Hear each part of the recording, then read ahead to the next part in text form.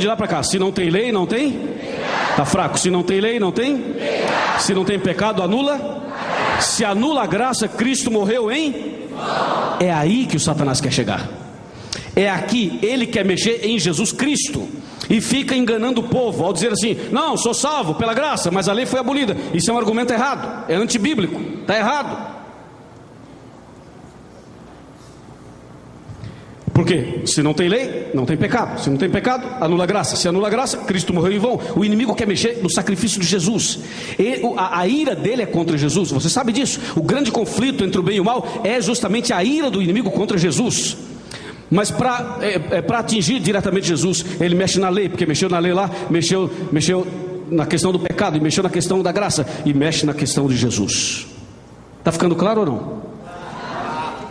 Infelizmente, o nome mais bonito, que é Jesus, vai sair para continuarmos o estudo. Vamos lá, meus irmãos. O pecador. Vocês desanimaram? O pecador. Vai a pregador. Que fala de? Está perdendo o sentido, não está? Veja só, de novo, de lá para cá. Se não há lei, não há pecado. Se não há pecado, anula. Se anula a graça, Cristo morreu em? Se Cristo morreu em vão, para quê? Não precisa de evangelho, não precisa de Bíblia. Pode ir para a igreja sem Bíblia. Não precisa de Bíblia. Para que Bíblia?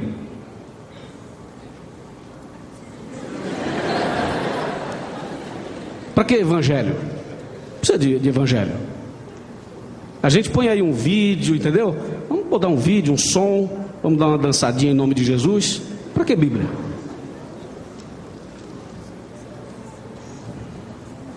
O vai a fazer o quê?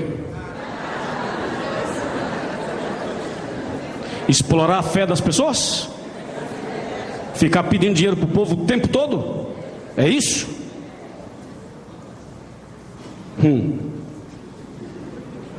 Chega mais perto.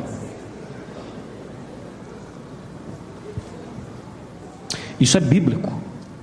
E isso é sério. Tem muitos pregadores que prestarão contas a Deus, porque tem uma igreja em mãos e não ensinam a verdade para as pessoas.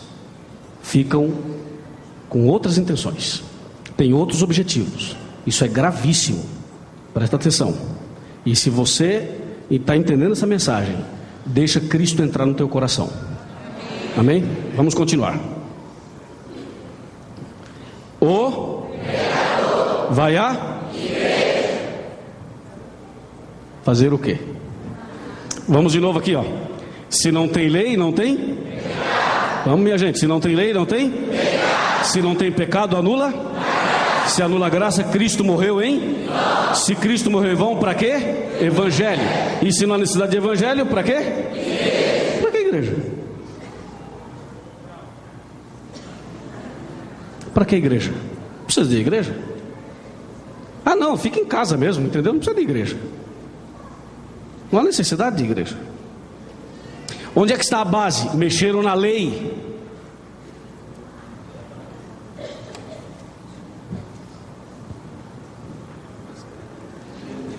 Chega mais para frente. Qual o seu nome? Dilermano. Dilermano. Tudo bem? Tudo ótimo. O tá fraco. O vai fazer o que o coitado ali? Né, Dilermano? Fazer o que? Você e eu, né? Porque você. O que o pregador vai fazer? Aí complicou tudo, entendeu? E a igreja, irmãos, está virando outra coisa menos igreja. Isso nos preocupa, a nós pastores e aos cristãos, servos de Deus. Veja o que acontece. Se não tem lei, vamos lá. Se não tem lei, não tem? Se não tem pecado, anula? Se anula a graça, Cristo morreu em? Se Cristo morreu em vão, para quê?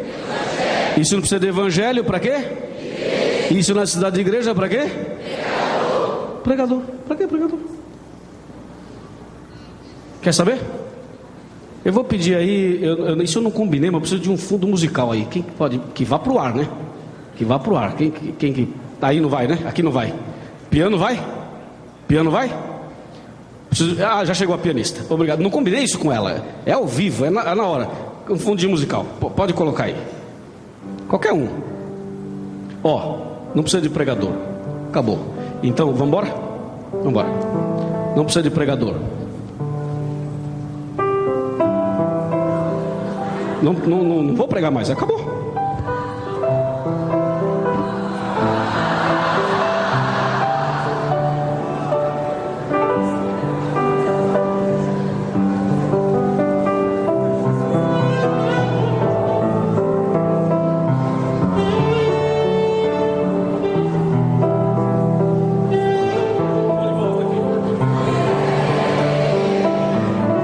Sabe por que eu voltei? Porque nesta igreja nós cremos que a salvação é pela graça, mediante a fé. E isso não vem de vós, isso é dom de Deus. E nós cremos que a lei, os 10 mandamentos, escritos pelo dedo de Deus, estão em vigor até hoje. Pode ser difícil? Pode. Pode ser complicado? Pode. Tudo pode ser. Mas o caminho para o céu é estreito, não é largo. O caminho que leva para o reino de Deus é estreito. Você sabe disso, não é um caminho largo. Se a pessoa quer um caminho largo, aí muito bem, pode ir para qualquer lugar. Mas se quer o caminho estreito, então Deus está nos mostrando o caminho. Vamos agora abrir a Bíblia em Efésios capítulo 2. Vamos comigo, Efésios 2, versos 8, 9 e 10. Efésios está no Novo Testamento. O que é? Ok, vocês já estão mostrando que ali já está o texto, né? Então vamos ler aquele texto e avançar um pouquinho mais. Muito obrigado. Muito obrigado. Então vamos lá, Efésios 2. Está lá, gostei dessa. Capítulo 2, versos 8, 9 e 10. Está bem aqui. Diz a palavra de Deus assim: porque pela graça sois, mediante a fé. Isso não vem de vós, é dom de Deus, não de obras, para que ninguém se glorie. Pois somos feituras dele, criados em Cristo Jesus para as boas obras, as quais Deus de antemão preparou para que andássemos nelas. Então a primeira parte desse texto está ali na parede da igreja mesmo. Porque pela graça sois salvos, mediante a fé. Irmãos, finalmente é assim. A salvação de fato é pela graça, só pela graça, amém? Exclusivamente pela graça. Isso é o que diz a Bíblia, e ponto final. Aí vem uma pergunta óbvia: e a lei? Para que serve a lei? A lei serve mais ou menos, vou dar uma ilustração humana, e aí tem que falar que é mais ou menos, porque é humano. Mais ou menos como um espelho. Um espelho. Sabe aquele espelho que você tem na sua casa? Espelho pequeno, espelho grande, espelho de corpo inteiro, espelho do carro, da bolsa. Aí você deve ter um espelho na sua bolsa. Para que serve um espelho? É uma perguntinha tão sem sentido, né? Não, tem sentido. O espelho serve para mostrar quem você é de verdade. Você olha lá no espelho e vê como você está de verdade. O espelho mostra quem você é e como você está. O espelho não muda a tua situação. Ele não penteia o seu cabelo, não arruma teu vestido, não arruma a tua gravata. O espelho não corrige algum problema que você porventura tenha. O papel dele é mostrar como você está, do jeito que você é. Se você olhou no espelho, não gostou do que viu, o problema é seu e não do espelho. Se você olhou no espelho e percebeu que tem uma lombada na frente, 2 pneus aqui do lado, o problema é seu e não do espelho. Se você acha que tem o nariz grande, a orelha grande, alguma coisa diferente, pequeno ou grande demais, enfim, se você não está satisfeito ou satisfeito com você mesmo, o problema não é do espelho, é seu. O espelho tem uma função: mostrar como você está e como você é de verdade. Se o cabelo caiu, se não caiu, se está branco, se está preto, como está, isso não é problema do espelho. Ele mostra e diz aqui, que é você. Assim é a lei. Assim são os 10 mandamentos. Você lê os 10 mandamentos em Êxodo capítulo 20, e os 10 mandamentos mostram quem você é diante de Deus. Ou seja, como é o ser humano: pecador, miserável, carente, perdido. Por exemplo, a Bíblia diz assim: não matarás. Esse é o 6º mandamento, tá? Não matarás. Aí você diz: pastor, esse é fácil, porque eu sou cristão e eu não mato ninguém. Mas se você olhar no espelho, estou falando dos 10 mandamentos. Se você olhar no espelho direitinho, se você contemplar melhor o espelho, vai perceber que o não matarás vai muito além de simplesmente pegar uma arma e tirar a vida de outra pessoa. Sabe o que diz a Bíblia? Quem odeia seu irmão é assassino. Então quer dizer que se eu não vou com a cara de um, eu já estou quebrando a lei. É verdade. Se eu não engulo uma pessoa, se eu tenho ódio de alguém, se eu tenho raiva de alguém, eu estou quebrando esse mandamento que diz não matarás? Sim, está. Você percebe que a lei é como um espelho. Quanto mais você olha nele, mais você vê quem você é e como você está. Eu estou falando do 6º mandamento, que diz não matarás. O não matarás, esse mandamento vai muito além de simplesmente o ódio ou tirar a vida de uma pessoa. A Bíblia chega a dizer que o nosso corpo é templo do Espírito Santo, e se nós não cuidarmos dele, nós estaremos tirando a nossa própria vida, como por exemplo o fumo, o álcool e as drogas. Quando a Bíblia diz não matarás, está dizendo não fume, não beba, não use drogas. Quando a Bíblia diz não matarás, está dizendo assim: coma comidas boas, alimentos saudáveis, não coma qualquer coisa. Pegue Levítico 11, veja a lista dos alimentos limpos e imundos e siga o princípio bíblico. Aí alguém de forma rebelde e irresponsável diz assim: pastor, mas o que entra pela boca não contamina, e sim tudo que sai. Eu como de tudo. Ok, você pode até pensar assim, você tem liberdade para pensar assim, mas a verdade é que Jesus ensinou como devemos nos alimentar. E Jesus, quando falou esse texto, não estava falando de comida exatamente, de alimento exatamente. Eu estou falando do não matarás. Eu poderia falar do não adulterarás, poderia falar do honra teu pai e tua mãe, poderia falar do não farás para ti imagens e esculturas, eu poderia falar do sábado, eu poderia falar de qualquer um dos 10 mandamentos, porque o sábado é o 4º mandamento. O problema é que quando você apresenta esse estudo para algumas pessoas, sabe o que elas dizem? Elas dizem: pastor, mas eu aceito todos. Você vai lendo um por um, ele aceita todos, mas quando chega no 4º mandamento, a pessoa não aceita. O problema é o sábado, é o 4º mandamento. Mas sabe o que diz o apóstolo Tiago no capítulo 2, verso 10? Ele diz assim, que aquele que tropeçar em um mandamento torna-se culpado de quantos? De todos. De todos. Então, nessa noite nós estudamos aqui sobre a lei e a graça, e nós queremos mostrar na verdade o que é viver com esperança. O que significa isso? Nós vamos ter o batismo daqui a pouco, mas logo depois do batismo eu quero fazer esse link entre esse assunto e o viver com esperança. Por que nascer de novo? Por que começar uma nova vida? O que essa fala tem a ver com esse tema? E o que esse tema tem a ver com essa fala? A Bíblia tem um texto que é incrível. Esse texto diz qual é a igreja verdadeira. Nós vamos ler Apocalipse 12, 17. Vamos lá. Apocalipse 12, 17. Veja o que diz esse texto. É incrível. Apocalipse, último livro da Bíblia, profecia. E aqui o capítulo 12 fala da mulher vestida do sol. E o verso 17 tem uma mensagem clara sobre o povo de Deus, a igreja certa, o caminho certo. Apocalipse 12, 17 diz assim: irou-se o dragão contra a mulher e foi pelejar com os restantes da sua descendência, os que guardam os mandamentos de Deus e têm o testemunho de Jesus. Viu isso? Está em Apocalipse, último livro da Bíblia.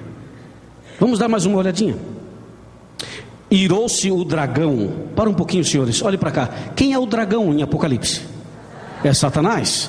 Irou-se o dragão contra a mulher. Que mulher é essa? Quem é a mulher na profecia bíblica? É a igreja. Então irou-se o dragão contra a mulher, quer dizer, irou-se Satanás contra a igreja. Qual igreja? O verso responde: aqueles que guardam os mandamentos de Deus e têm o testemunho de Jesus. Percebeu? A ira de Satanás é contra aquele que guarda os mandamentos. Por que Satanás está irado contra esse povo? Eu vou explicar por quê. É porque a base está aí. Os mandamentos, irmãos, não estão aí para salvar. Você já viu, a salvação é pela graça. Nós adventistas acreditamos que a salvação é pela graça. Mas presta atenção, quem é salvo de alguma coisa, é salvo do pecado. E o que é pecado? O espelho me mostra: pecado é transgressão da lei.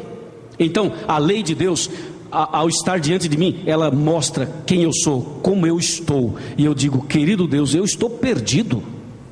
Então nesse momento eu caio de joelhos e agora eu percebo que estou perdido, porque a lei me diz isso, isso, isso, e eu não estou obedecendo. Querido Deus, eu estou perdido, me ajuda. E aí você vai a Deus em nome de Jesus. E quando você vai a Deus em nome de Jesus, aí sim a graça de Deus te alcança e te salva. A gente guarda a lei você guarda a lei, eu guardo a lei, alguém, qualquer pessoa deve guardar a lei, não para ser salvo, mas porque foi salvo. Nós guardamos os mandamentos não para sermos cristãos, mas porque somos cristãos. A luz brilha não para ser uma luz, mas porque é uma luz. Amém? E quem entende essa mensagem, como nós estamos entendendo pela graça de Deus, se entrega a Jesus. Como nessa noite, algumas pessoas estão se entregando a Jesus, porque perceberam que a salvação é pela graça. Nós temos aqui um momento especial de batismo. Nós teremos aqui o batismo do Gésio Fernandes e do Moisés Rodrigues. O Gésio Fernandes, ele vem da igreja central aqui de Vitória, e o Moisés Rodrigues é do Maranhão e frequenta a igreja José de Anchieta. Esses dois batismos nós teremos aqui, eles estão ali, mas eu vou pedir, pastores, que vocês permaneçam um pouquinho aí com eles, porque eu quero primeiro me dirigir a outros batismos que teremos em alguns auditórios. Então eu quero primeiro me dirigir aos auditórios e depois ao batismo daqui. Nós temos, por exemplo, a Miriam Pellegrini. Miriam, espero que você já esteja dentro do batistério, na igreja de São Domingos do Norte. Pastor Alan Jones está com você, Miriam. Seja bem-vinda de volta à igreja, Miriam. Você se afastou um tempo, mas voltou. A graça de Deus te alcançou. Também nesse momento está entrando no batistério a Edna Souza e a Viviane Santos. Eles são de São Mateus, e o pastor Marcelo de Oliveira está com elas dentro do batistério. Pastor Marcelo de Oliveira, você vai batizar a Edna e a Viviane. Pastor Alan Jones, você vai batizar a Miriam. Então nesse instante, querida Miriam, querida Edna e querida Viviane, conforme a decisão que vocês fizeram, para o perdão dos seus pecados, para que os nomes de vocês sejam confirmados no livro da vida, para que a graça de Deus os alcance para sempre, para que vocês possam obedecer à lei de Deus pela graça de Deus. Os pastores, como ministros do Evangelho, seguindo a ordem do Mestre Jesus, eles te batizam em nome do Pai, do Filho e do Espírito Santo. Amém. Amém. Parabéns. Parabéns a essas 3 pessoas que foram batizadas em São Mateus e também em São Domingos do Norte. E não termina não acabou não. Quer ver? É aqui agora com você, Moisés. Levanta a mão aí, Moisés. Esse é o Moisés. E ao seu lado está o Gésio Fernandes. O Gésio está acompanhado da sua esposa Edeilda, né? A esposa está aí. Os amigos evangélicos também vieram. Sejam todos bem-vindos. Sua neta Juliane, sejam bem-vindos. E os amigos do Moisés estão na igreja de José de Anchieta, não é isso? Querido Moisés e querido Gésio. Os pastores Paulo,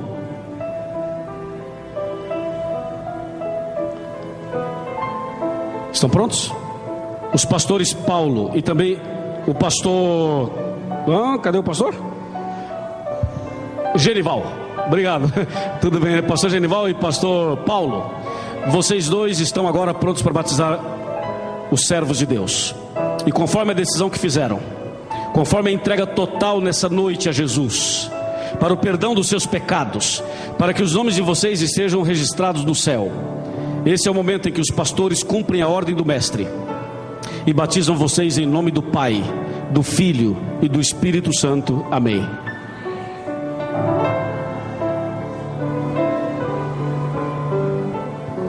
Amém. Vamos dar uma saudação para eles e para as irmãs que foram batizadas também nas igrejas. Vamos mostrar a nossa saudação para as irmãs, os irmãos e todos que foram batizados nessa noite. Parabéns. Parabéns. Deus seja louvado.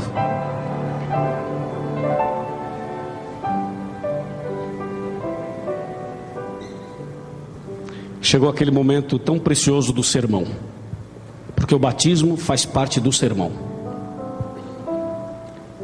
Uma vez havia um escravo,